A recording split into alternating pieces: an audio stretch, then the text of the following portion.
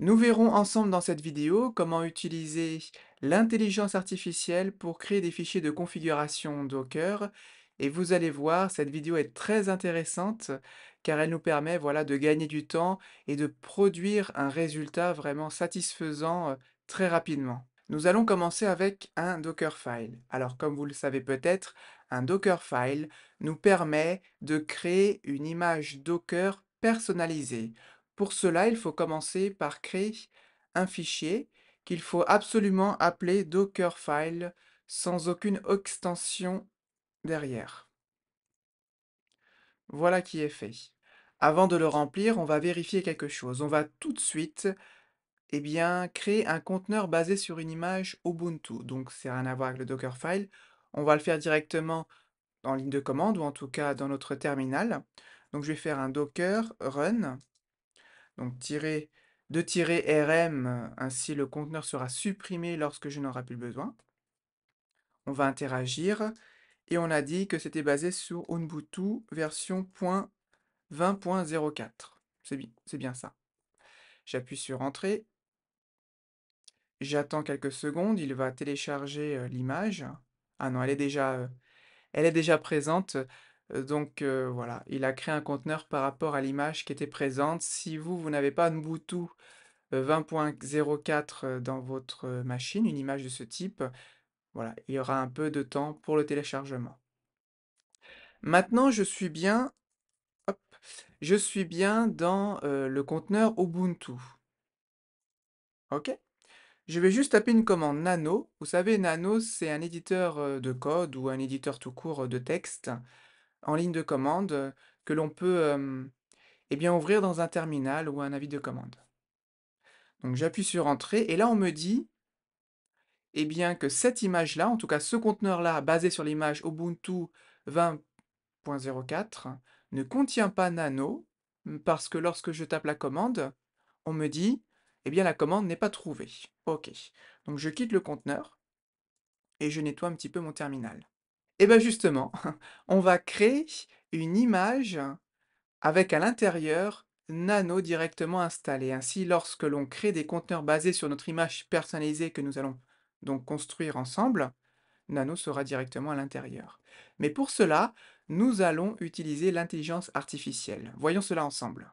J'ai devant moi mon chat GPT et je vais lui demander de créer un Dockerfile. Regardez bien, je vais lui dire génère un Dockerfile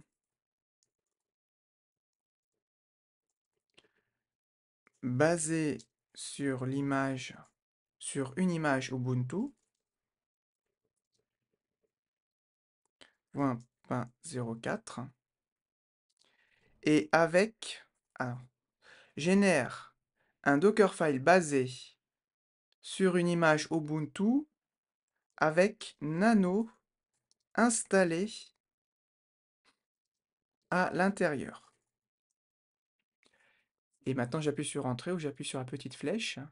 Il va me générer le Dockerfile. On va faire un copier-coller directement et on va voir si les choses fonctionnent bien.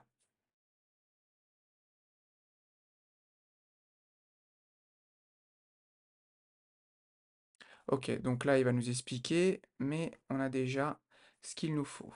Donc je vais copier-coller ici et notre Dockerfile est prêt.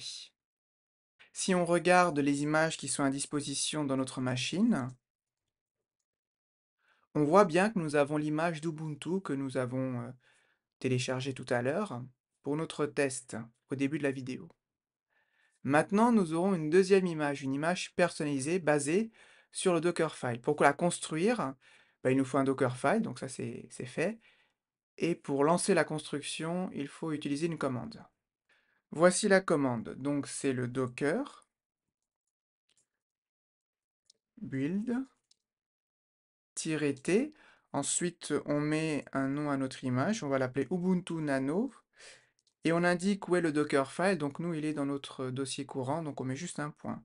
J'appuie sur Entrée, et je vais corriger Docker, il n'y a pas deux C, mais juste un C. OK. Donc si je fais Docker image avec un S, on voit bien nos deux images. OK, donc maintenant, on va faire exactement la même chose que tout à l'heure, sauf qu'on va se baser sur l'image Ubuntu Nano et on va voir la différence. Alors, c'était docker run rm it Ubuntu Nano. OK, très bien, donc je suis dans mon conteneur basé sur Ubuntu Nano. Est-ce qu'il y a le nano à l'intérieur? Oui, on voit bien que ça fonctionne. Le logiciel a été ouvert, donc on va le quitter maintenant. Alors c'est très intéressant. Ça nous montre ici, eh bien, que ce que ChatGPT a généré, donc l'intelligence artificielle, fonctionne. Alors là, c'est un exemple très simple de Dockerfile, mais si on veut construire un Dockerfile plus complexe, on peut le faire manuellement en réfléchissant, mais grâce à l'intelligence artificielle, on pourra le créer, directement et après à nous de vérifier si les choses fonctionnent bien. Après on peut corriger ou améliorer ou modifier selon nos préférences. Mais ce qui est intéressant, c'est que grâce à l'intelligence artificielle, eh bien on peut gagner beaucoup de temps. C'est le cas pour un Dockerfile, mais pas seulement. On peut le faire également pour un Docker-compose.